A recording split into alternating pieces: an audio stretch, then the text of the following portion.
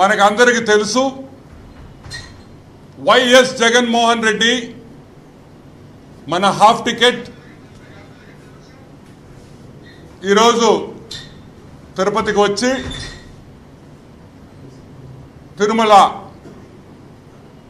నడక మెట్ల మీద నడిచి స్వామివారి దగ్గరికి వెళుతున్నాడనే విషయం మనకందరికీ తెలుసు.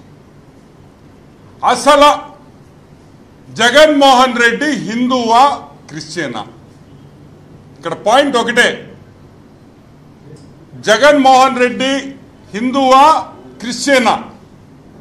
క్రిస్టియన్ అయితే హిందువుల్ని మోసం చేస్తున్నాడా, హిందువు అయితే క్రిస్టియన్ని మోసం చేస్తున్నాడా అనే విషయాన్ని ఈరోజు మీకు మొత్తం పూర్తిగా అన్ని వివరాలు మీకు ఆధారాలతో చూపిస్తా. వైఎస్ వెంకటరెడ్డి అంటే రాజశేఖర రెడ్డి గారి తాత. అది కడపలో జేజి తాత అంటారు, మా ఊర్లో తాత అంటాం మేము. వైఎస్ వెంకటరెడ్డి అనే వ్యక్తి, ఈయన వైఎస్ జగన్మోహన్ రెడ్డికి జేజి తాత. ఈ వైఎస్ వెంకటరెడ్డి ఒక ముఠా నాయకుడు. ఏం నాయకుడు? ముఠా నాయకుడు. ఈ వైఎస్ వెంకటరెడ్డి 1925 అంటే కరెక్ట్గా 100 ఏళ్ళు వెనక క్రిస్టియన్గా, క్రైస్తవుడిగా ఇతను మారాడు. ఈ ముఠా నాయకుడిలో మార్పు వచ్చి క్రైస్తవుడుగా, ఒక క్రిస్టియన్గా యేసు ప్రభువుని నమ్ముకొని ఇతను క్రిస్టియన్ అయ్యాడు. 100 ఏళ్ల ముందర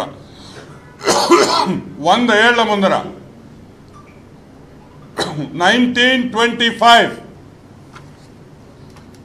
ఈ వైఎస్ వెంకటరెడ్డి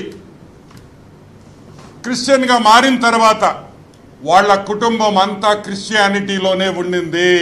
యేసు ప్రభువునే నమ్ముకున్నారు. అది తప్పు కాదు. ఎవరు ఏ రిలీజన్ని నమ్ముకోవాలన్నా, ఏ మతాన్ని ఎవరన్నా నమ్ముకోవాలన్నా అది వాళ్ళకి పూర్తి స్వేచ్ఛ భారతదేశంలో ఉంది అనే విషయం మనం అందరినీ గమనించాలి. ఓకే. జయమ్మ ఎవరు? సాక్షాత్తు వైఎస్ రాజశేఖర రెడ్డి తల్లి. ఆమె కూడా క్రిస్టియనే.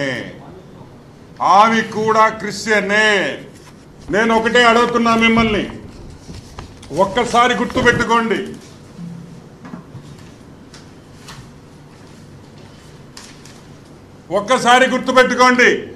వైఎస్ విజయమ్మ కూడా క్రిస్టియనే, రాజశేఖర్ రెడ్డి క్రిస్టియనే.